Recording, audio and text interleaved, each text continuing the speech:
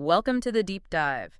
Today, we're taking a closer look, a real scalpel, to the Netflix Q3 2025 earnings call. Right, but with a specific focus, yeah. Exactly. We're deliberately skipping past all the detailed financial back and forth, the Q&A stuff. Yep. Instead, we're zeroing in just on that opening strategic overview.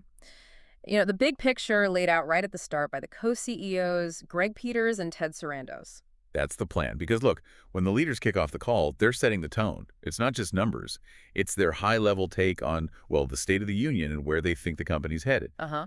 So yeah, we're cutting out the CFO's detailed bit, the Q&A, because we want to give you, the listener, the clearest possible read on the strategic thinking straight from the top. So our mission really is to unpack that core question that kind of hangs over their whole presentation. How do Peters and Sarandos actually see the health of the business right now? And to be more importantly, And how are they framing these, well, massive opportunities they keep talking about? Because they sound incredibly confident, almost like they're just getting started. okay, so let's dive into that.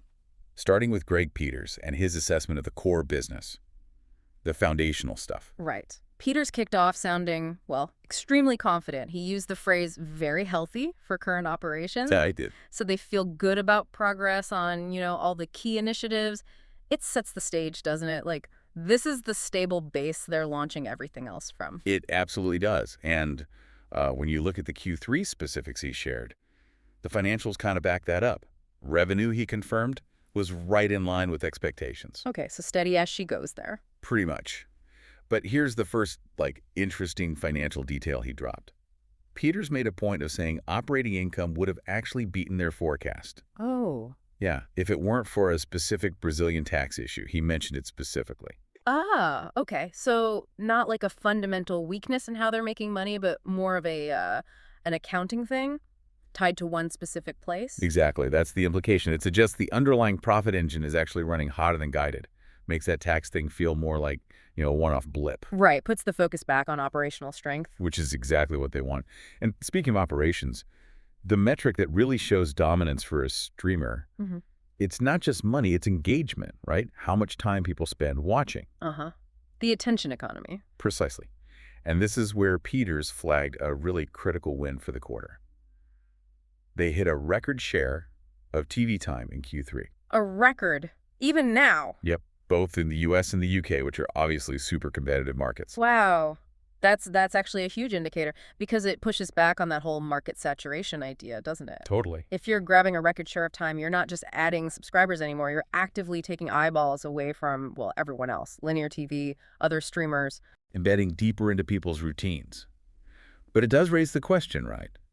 If engagement is peaking, how much more can the core subscription business grow just on its own? Fair point. Limited hours in the day. And maybe Peter sees that too, because that record engagement then becomes the launch pad for their next big push, speeding up growth in these new areas, beyond just the monthly fee. Okay, perfect transition. Let's talk about those growth vectors, because this feels like where Netflix is really evolving, isn't it? From just subscriptions to something more complex. Definitely. First one up, advertising. Right. This isn't some small experiment anymore. They sound serious. Oh, very serious. He said Q3 was their best ad sales quarter ever. Best ever. Okay. But the big news, the headline grabber, was the forecast. Yeah. They're on track to more than double ad revenue this year. More than double. Double. That tells you, one, they've obviously got the audience scale and the tech now to pull in serious ad money. And two, they're past the initial setup phase. Now it's about scaling fast. Doubling ad revenue. I mean, that fundamentally changes the company's financial picture. It's a whole new profit stream, right? Less tied to just grinding out new subscriber ads. It's a multiplier on the users they already have. Ah. Huge potential. Then we pivot to something that felt maybe riskier initially. Live events. Yes, the live stuff. And they leaned hard on that Canelo versus Crawford fight example. They did. And framing it as the most viewed men's championship fight this century. I mean, that's a big claim. That's huge. Is it just about the eyeballs, though? Or is there more to it strategically? Well, the eyeballs are great, obviously. But the underlying message is maybe even more important. It proves their tech, their whole global platform, can handle these massive, simultaneous live audiences without buckling. Right, the plumbing works under pressure. Exactly. That capability, that's a huge barrier for anyone wanting to get serious about live sports or big live entertainment. They basically just showed everyone they've cleared that hurdle. platform strength. Okay, but then there's the other new thing, which, I gotta say, this one feels really clever. Yeah. Games. Yeah, games are still framed as an emerging capability. But Greg Peters highlighted something specific, a new feature that sounds like it removes a ton of friction for people. Get this. They announced you can now play Netflix games on your TV with other people, Okay. using only the TV itself and your phone as the controller. Wait, just the phone? No separate game controller needed? Nope, just the phone. Think about that.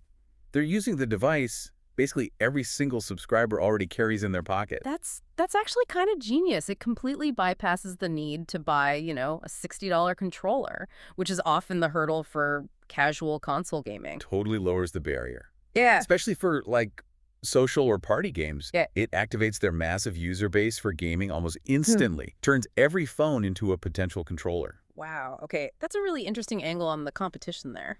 It's that focus on simplicity, right? Making it easy for the average user. That seems core to their product thinking. All right. So let's shift from Greg Peters' focus on execution and these new capabilities. Let's talk about Ted Sarandos. His part felt much more about the grand vision, the big picture. Yeah, Sarandos was all about framing just how big the opportunity still is and why they believe this profitable growth can keep going. And he used some pretty startling numbers to make that point, didn't he? He did. Really puts their current size in perspective. Mm-hmm. He said, despite seeming like they're everywhere, Netflix is only capturing about 7% of the total addressable market if you look at consumer spending on this stuff. Hold on, 7%. That feels incredibly low when you think of Netflix as this giant. Right. It means there's still, theoretically, 93% of the consumer wallet out there for entertainment spending that they haven't captured yet. It just completely reframes any talk of hitting a ceiling. Okay, wow. What about time spent? Similar story. He said even in their biggest market, they only account for about 10% of the actual time people spend watching TV. So 90% of viewing time is still going elsewhere. Exactly. That means the real competition isn't just Disney Plus or whoever. It's, well, everything else people could be doing with their screen time. Capturing more of those minutes and hours is the game. So how do they plan to grab more of that 90%? What's the strategy Sarandos laid out? Well, he talked about competition, saying they've always embraced change and actually thrive on competition. Standard corporate talk, maybe? A little, but he backed it up by framing their approach as having two key parts. One is the great tech and product side, which we just talked about with Peters, like the gaming controller thing. And the other is just great content. But specifically, great content from all around the world, not just Hollywood. Right, that global focus. He framed them as an entertainment company programming for an audience that's getting close to 1 billion people. Yeah, approaching 1 billion people. That scale justifies the huge content investment, right? And why they're willing to bet on local shows, hoping he'll travel. Which takes us right into the content engine itself, the flywheel effect, and how they create these huge hits that seem to define culture for a moment. Let's maybe just quickly define that content flywheel idea for listeners. All right, dear. It's basically their virtuous cycle, right? They score a massive global hit. Let's use their example, K-pop Demon Hunters. Okay. That hit drives crazy engagement, maybe brings in new subscribers, keeps existing ones happy. That success generates revenue and buzz. Which they then reinvest. Exactly. They pour that money back into making the next wave of potentially huge hits, often taking bigger creative swings because they can afford to. So the hits fund more hits. It's a cycle that keeps spinning, ideally getting bigger each time. Got it.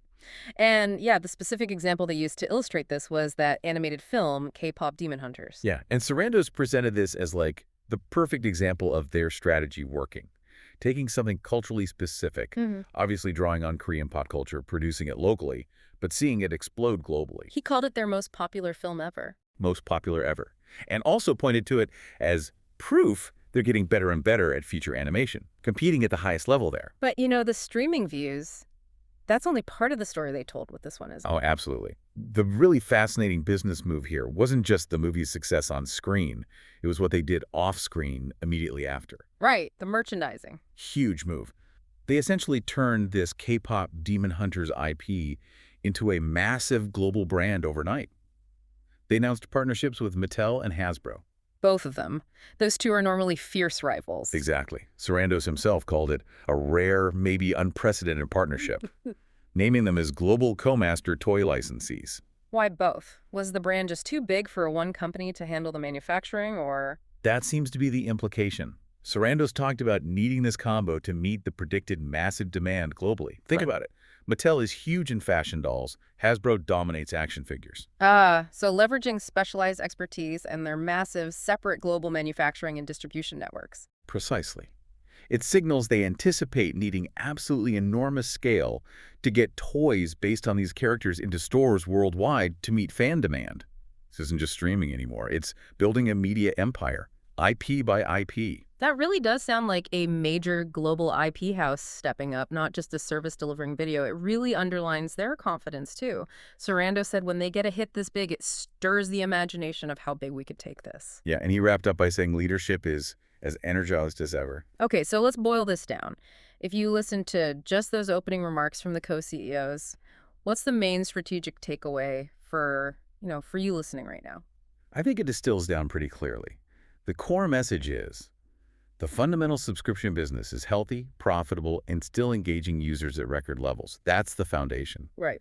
But the path to future, massive growth, involves doing two things really well. First, keep refining that core offering, making addictive content that keeps people watching. The flywheel. And second, aggressively build out these new businesses, ads, live events, games that don't rely just on subscription fees, but leverage the huge global audience and platform they've already built. Yeah. They're layering new revenue streams onto their existing scale. Okay, that makes sense. So here's the final thought we want to leave you with, something to chew on. Right. That Mattel and Hasbro partnership for K-pop Demon Hunters. It feels like more than just selling toys. It suggests Netflix is seriously evolving, right? Becoming a genuine global IP powerhouse, stepping onto the turf traditionally held by giants like Disney or Warner Bros. Interesting angle. So the question is, how does that ability to monetize content so massively off-screen through merchandising and licensing change their calculations on-screen? You mean for budgeting future content? Exactly. If they know a hit animated film isn't just about subscriptions anymore, but could potentially launch a billion-dollar toy line, does that fundamentally change how much they're willing to greenlight for the next ambitious original movie or series? Knowing the potential IP value is now so much bigger? That new math, that potential for exponential IP value. Yeah, that could be the real key to their dominance in the next phase. Definitely something to think about. Okay, that's all the time we have for this deep dive. Thanks for joining us.